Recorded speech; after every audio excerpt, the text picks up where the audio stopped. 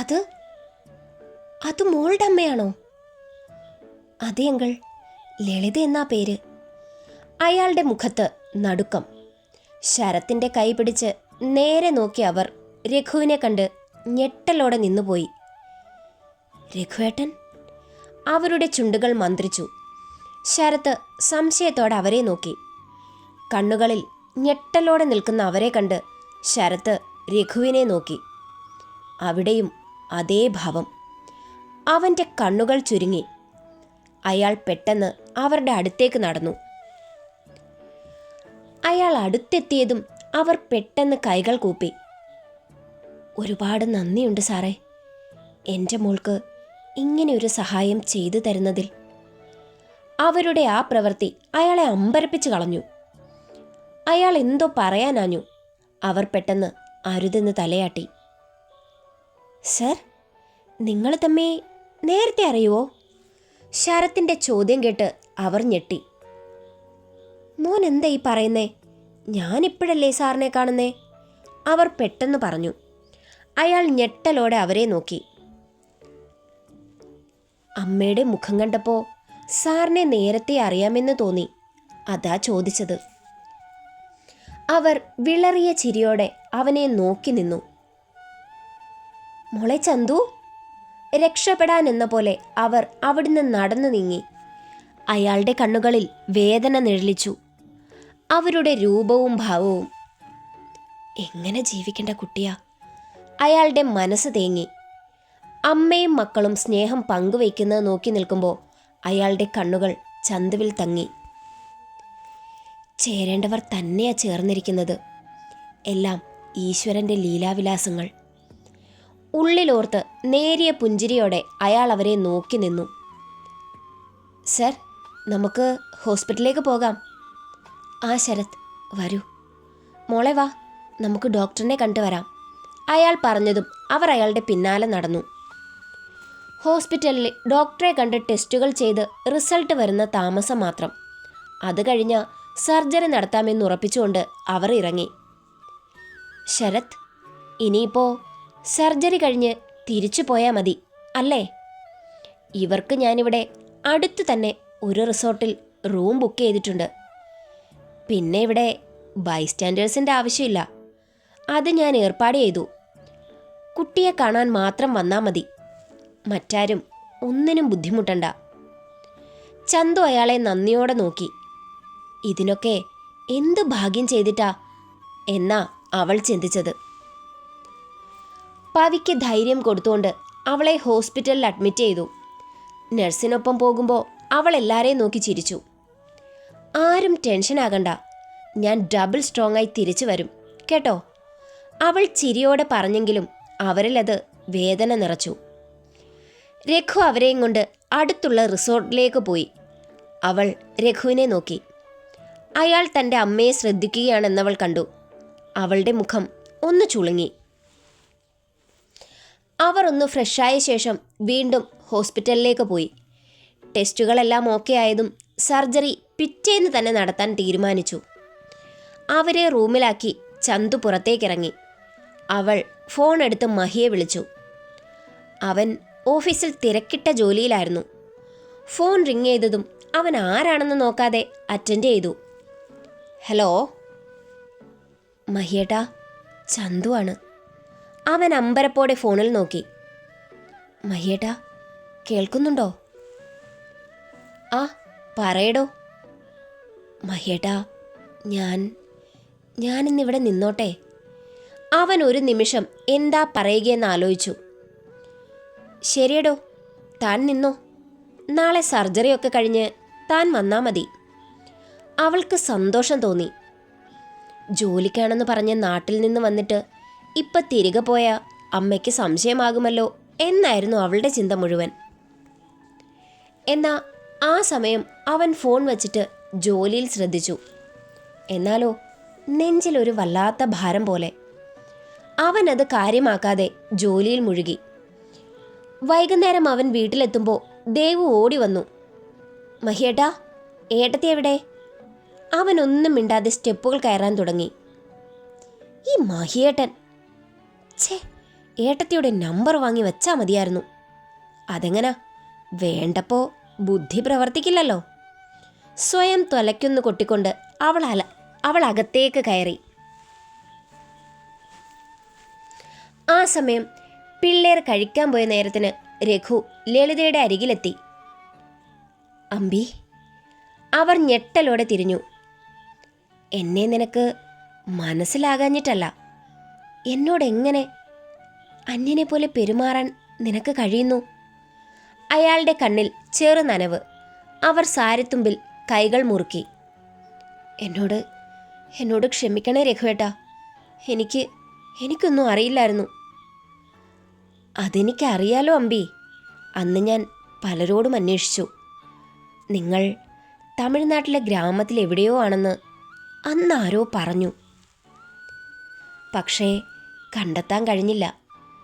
പിന്നെ അന്ന് അതിൻ്റെ പിന്നാലെ അലയുന്നതിൽ വിലക്കുണ്ടായിരുന്നല്ലോ.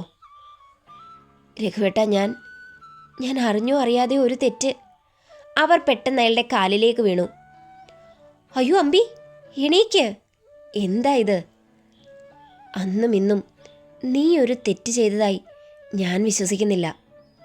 എൻ്റെ പ്രണയം, എൻ്റെ സ്നേഹം, അതൊക്കെ ഞാൻ നിന്നിൽ നിന്നും മറച്ചു വെച്ചത് എൻ്റെ തെറ്റല്ലേ? അവർ കണ്ണുകൾ നിറച്ച് അയാളെ നോക്കി. ഇന്നും ഈ മനുഷ്യന് ഒരു മാറ്റവുമില്ലല്ലോ മഹാദേവ. അതൊക്കെ പോട്ടെ, കുട്ടികളുടെ അച്ഛൻ അദ്ദേഹം മരിച്ചുപോയി. ആ, അതൊക്കെ പോട്ടെ, രഘുവേട്ടൻ്റെ കുടുംബം. അയാളൊന്ന് ചിരിച്ചു. ഞാൻ കുറച്ച് ലേറ്റായാണ് കെട്ടിയത്. അന്നത്തെ ആ ഷോക്കിൽ കുടുംബജീവിതം വേണ്ടാന്ന് തീരുമാനിച്ചു നിന്നു. അമ്മയുടെ തോരാത്ത കണ്ണീർ. അമ്മ കിടപ്പിലായപ്പോൾ മാമൻ്റെ മോളാ നോക്കാൻ വന്നത്. അവൾക്കും ആരും ഇല്ലല്ലോ. അന്ത്യാഭിലാഷം എന്ന പോലെ അവളുടെ കൈകൾ എൻ്റെ കയ്യിൽ വച്ച് തന്നിട്ട് അമ്മ പോയി. ഇന്നും ഞാൻ ആ കൈകൾ ഭദ്രമായി സൂക്ഷിക്കുന്നു. 2 പെൺകുട്ടികളുണ്ട്. സുഖം, സ്വസ്ഥം. അവർ ഒന്ന് പുഞ്ചിരിച്ചു. നന്നായി. എൻ്റെ ഉള്ളിൽ എന്നും ഒരു നോവായി കിടന്ന കരട് നീങ്ങി. അവർ സാരിത്തുമ്പുയർത്തി കണ്ണുകൾ തുടച്ചു. അമ്മേ. ഹ, പാറുവോ? എന്താ മോളെ? അമ്മ കഴിക്കുന്നില്ലേ? വേണ്ടടാ, വിശപ്പില്ല. അതൊന്നും പറഞ്ഞാൽ പറ്റില്ല, വന്നേ. മോളെ, ഞാൻ ഇറങ്ങുക. നാളെ രാവിലെ വരാം. അവൾ തലയാട്ടി. ചന്തു അകത്തേക്ക് വന്നതും അയാൾ അവളുമായി പുറത്തേക്ക് തന്നെ ഇറങ്ങി. മോളിന്ന് വരുന്നില്ലല്ലോ അല്ലേ? ഇല്ല അങ്കിൾ, ഇവിടെ ഞാനില്ലെങ്കിൽ ശരിയാകില്ല. അമ്മയോട് എന്തു പറയും? ആ, സാരമില്ല അങ്കിൾ. നാളെ ഒന്നുകൊണ്ടും പേടിക്കണ്ട കേട്ടോ. സർജറിയൊക്കെ നന്നായി തന്നെ നടക്കും. മോള് ടെൻഷനാകണ്ട. അങ്കിൾ, എനിക്ക് ചോദിക്കാൻ മടിച്ചുകൊണ്ട് അവൾ നിർത്തി. എന്താ മോള് ചോദിക്ക്. എന്താ? അങ്കിൾ, എനിക്ക് മഹിയേട്ടനെ കുറിച്ച് എല്ലാം അറിയണം, എല്ലാം. അയാളൊന്ന് പുഞ്ചിരിച്ചു. ഇതാണോ വലിയ കാര്യം? ഞാൻ പറയാം, മോൾക്കറിയേണ്ടതെല്ലാം. അതിനുള്ള അവകാശം മോൾക്കുണ്ട്. പക്ഷെ ഇന്നല്ല. ഞാൻ പറയാം, അധികം താമസിക്കാതെ തന്നെ. അവളുടെ കവിളിൽ ഒന്ന് തട്ടിക്കൊണ്ട് അയാൾ ഇറങ്ങി. അവൾ ഒന്ന് ആലോചിച്ചു. ശേഷം അകത്തേക്ക് കയറി. അമ്മേ, ശരത്തേട്ടൻ്റെ ബാഗ് ഇവിടെ ആയിപ്പോയി. ഞാൻ പോയി കൊടുത്തിട്ട് വരാട്ടോ. ശരി പാറു. പിന്നെ മോനൊന്നും കഴിച്ചു കാണില്ല. നീ അത് എടുത്തു കൊടുത്തിട്ട് വന്നാൽ മതി കേട്ടോ. ശരി അമ്മേ. അവൾ അവൻ്റെ ബാഗുമായി അടുത്ത റൂമിലേക്ക് നടന്നു. എതിരെ വന്ന ചന്തുവിനെ കണ്ട് അവളൊന്ന് പതറി. എങ്ങോട്ടാ പാറു? അത് ശരത്തേട്ടൻ്റെ ബാഗ്. ആ, പെട്ടെന്ന് കൊടുത്തിട്ട് വാ. അവൾ തലയാട്ടി ജീവനും കൊണ്ട് പാഞ്ഞു. തൊട്ടടുത്ത റൂം തന്നെയാണ് അവൻ്റേത്. ശാരദ വന്നിട്ടില്ല. അതുകൊണ്ട് തന്നെ അവൻ ഒറ്റയ്ക്കാണ്. അമ്മ. ചന്തു അവരുടെ മടിയിലേക്ക് കിടന്നു. ചന്തു. അവർ അവളുടെ തലയിൽ മെല്ലെ തഴുകി. മോളെ, അമ്മയ്ക്കൊരു കാര്യം പറയാനുണ്ട്. എന്താ അമ്മേ? അത് നമ്മുടെ പാറുവിനെ. ശരത്തിന് കൊടുക്കാന്നല്ലേ അവരുടെ മുഖത്ത് അതിശയം. എനിക്കും തോന്നിയിട്ടുണ്ടമ്മേ. പക്ഷെ ശരത്തിന് അവൾ അനിയത്തിയല്ലേ, അവൻ അങ്ങനെയാണ് അവളെ കാണുന്നത്. നമ്മുടെ പാറുവിന് അവനേക്കാൾ നല്ലൊരു ചെക്കനെ കിട്ടില്ല മോളെ. എനിക്കൊരു മോനായി അവൻ എന്നും ഒപ്പം വേണം എന്നൊരു തോന്നലാ. അവരുടെ മനസ്സിൽ അങ്ങനെ ഒരാഗ്രഹമില്ലേ, നമ്മൾ എന്ത് ചെയ്യാനാ അമ്മേ? അവർ ദീർഘശ്വാസമെടുത്തു. പാറു ഡോറിൽ മെല്ലെ മുട്ടി. പാറുസേ, കയറി വന്നോ. കിച്ചൻ എങ്ങനെ മനസ്സിലായി ഞാനാണെന്ന്? അവൾ ഓർത്തുകൊണ്ട് ഡോർ തള്ളി അകത്തേക്ക് കയറി. അയ്യേ, ടവൽ മാത്രം ഉടുത്തു നിൽക്കുന്ന അവനെ കണ്ട് അവൾ പെട്ടെന്ന് തിരിഞ്ഞു. അവൻ ചിരിയോടെ അവളുടെ പിന്നിലൂടെ അവളെ എടുത്തുയർത്തി. കിച്ച, വിട്ടേ, അയ്യേ നാണക്കേട്. അവൻ അവളെ ബെഡിലേക്കിട്ട് മേലേക്ക് കുനിഞ്ഞു നിന്നു. എന്ത് വൃത്തിയേട്. അവൾ പെട്ടെന്ന് കൈകൊണ്ട് കണ്ണുപൊത്തി. പാറുസേ, എന്നായാലും നീ കാണേണ്ടത് തന്നെ അല്ലേ പൊന്നെ? ഒന്ന് പോകിച്ചാ. അവൾ ചിണുങ്ങി. പെട്ടെന്നോർത്തതുപോലെ അവൾ മുഖത്തൂന്ന് കൈയെടുത്തു. അവൻ്റെ ചിരിച്ച മുഖം അവളുടെ മുഖത്തിന് നേരെ. അല്ല കിച്ച, ഞാനാണ് ഡോറിൽ മുട്ടിയെന്ന് എങ്ങനെ മനസ്സിലായി? അവൻ ചിരിയോടെ മൂക്കവളുടെ മൂക്കിലുരസി. എൻ്റെ കൊച്ചിനെ ഇവിടെ എത്തിക്കാനല്ലേ എൻ്റെ ബാഗ് കൂടി ഞാൻ നിങ്ങളുടെ റൂമിൽ വെച്ചിട്ട് വന്നത്. അപ്പം മനഃപൂർവ്വമാണല്ലേ? പിന്നല്ലേടി. അവൻ അവളുടെ മൂക്കിൻ തുമ്പിൽ ഒന്ന് കടിച്ചു. അയ്യോ കിച്ച, ചുവന്ന് കിടന്നാ വല്യേച്ചി പിടിക്കും കേട്ടോ. അവൻ മെല്ലെ ഒന്ന് ഉമ്മ വെച്ചു. അതെനിക്കറിയില്ലേ പാറൂസേ, അതുകൊണ്ട് ഇന്ന് കിച്ചൻ കാണുന്ന ഭാഗത്തൊന്നും പാടൊന്നും വരാതെ നോക്കിക്കോളാം കേട്ടോ. അവൾ കണ്ണുമിഴിച്ച് നോക്കിയതും അവൻ നേരെ അരയുടെ ഭാഗത്തേക്ക് നീങ്ങി. ഞൊടിയിടയിൽ വയറ്റിൽ മുഖം അമർത്തി. അവളൊന്ന് പുളഞ്ഞു.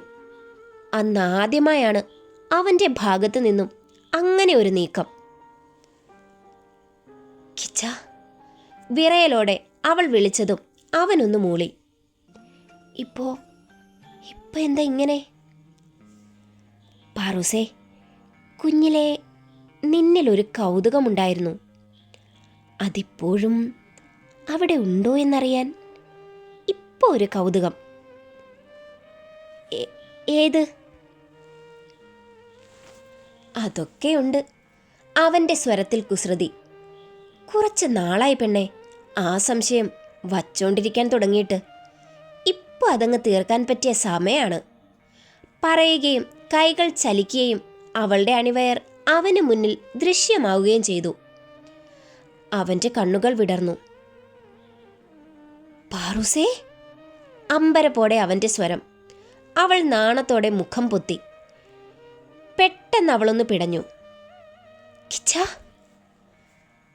കാത്തിരുന്ന കൗതുകം പെട്ടെന്ന് കണ്ടപ്പോ അതൊന്നും നുണയാൻ തോന്നിയ അവനെ തെറ്റ് പറയാൻ പറ്റില്ലല്ലോ, അല്ലേ? അതാണ് കൊച്ചിൻ്റെ വിറയലിൻ്റെ കാരണം.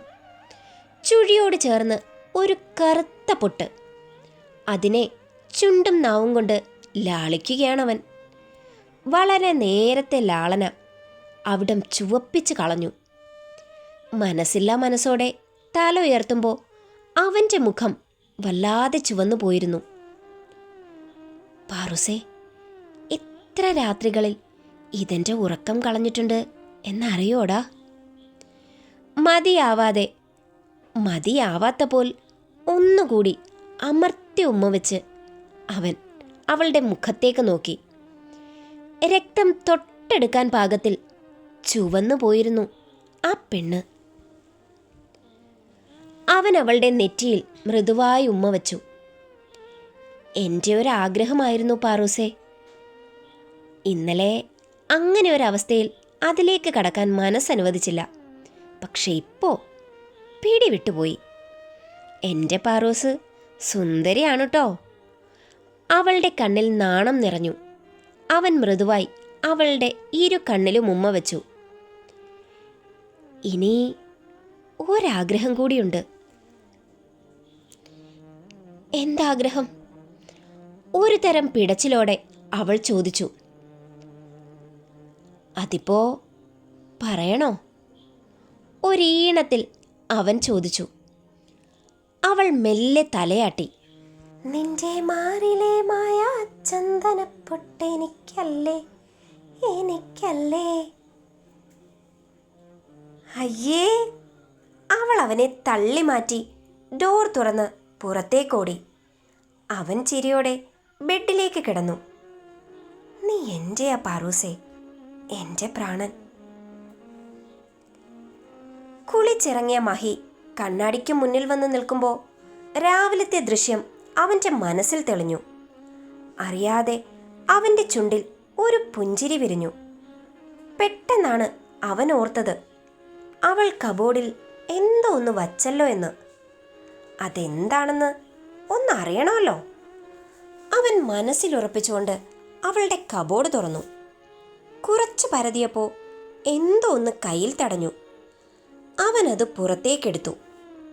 ഒരു കുഞ്ഞു മഹാദേവ വിഗ്രഹം. അവൻ്റെ ചുണ്ടിൽ ഒരു പുഞ്ചിരി. ഇതാണോ ഒളിപ്പിച്ചു വെച്ചത്? അപ്പോൾ രാവിലെ താൻ കാണാതെ മഹാദേവനോട് പരിഭവം പറഞ്ഞതാണ്. അവൻ ചിരിയോടെ അത് തിരികെ വച്ചു. ബെഡിൽ കിടന്ന് മൊബൈൽ റിങ് ചെയ്തതും അവൻ തിരിഞ്ഞു. ആ, പറഞ്ഞു അങ്കിൾ. മോനെ, അവർ ഓക്കെ അല്ലേ അങ്കിൾ? അതെ മോനെ, ഓക്കെ. അങ്കിൾ എന്താ വിളിച്ചത്? മോനെ, അത് ഒരു കാര്യം. അത് പറയണോ വേണ്ടയോ എന്ന്. എന്താ അങ്കിൾ ഇത്? എന്നോടൊരു കാര്യം പറയാനാണോ ഇങ്ങനെയൊക്കെ? അല്ല മോനെ, നീ അതെങ്ങനെ എടുക്കുമെന്ന്. അങ്കിൾ ധൈര്യമായിട്ട് പറഞ്ഞോ. അത് മോനെ, ചാന്ദിനി മോളുടെ അമ്മ എൻ്റെ അച്ഛൻ്റെ ഒരേ ഒരു സഹോദരിയാണ് അല്ലേ അങ്കിൾ? മഹി? അതെ അങ്കിൾ, എനിക്കറിയാം എല്ലാം. അപ്പച്ചിയെ അങ്കിളിന് ഇഷ്ടമായിരുന്നു എന്നത്. അച്ഛൻ നിങ്ങളുടെ വിവാഹം ഉറപ്പിച്ചതറിയാതെ അപ്പച്ചി മറ്റൊരാളുടെ കൂടെ ഒളിച്ചോടിപ്പോയി എന്നത്. അതിൻ്റെ വേദനയിൽ അങ്കിൾ വിവാഹം കഴിക്കാതിരുന്നത്. അതച്ഛൻ കൂടുതൽ അപ്പച്ചിയെ വെറുക്കാൻ കാരണമായത്. അവരെ ഒരിക്കൽ പോലും അന്വേഷിക്കാത്തത്.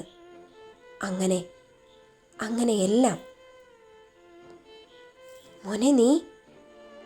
അതെ അങ്കിൾ, എല്ലാം അറിഞ്ഞു തന്നെയാ ഞാൻ എൻ്റെ മുറപ്പെണ്ണിനെ തന്നെ സെലക്ട് ചെയ്തത്. മഹിയുടെ വാക്കുകൾ അയാളെ ഞെട്ടിച്ചു കളഞ്ഞു.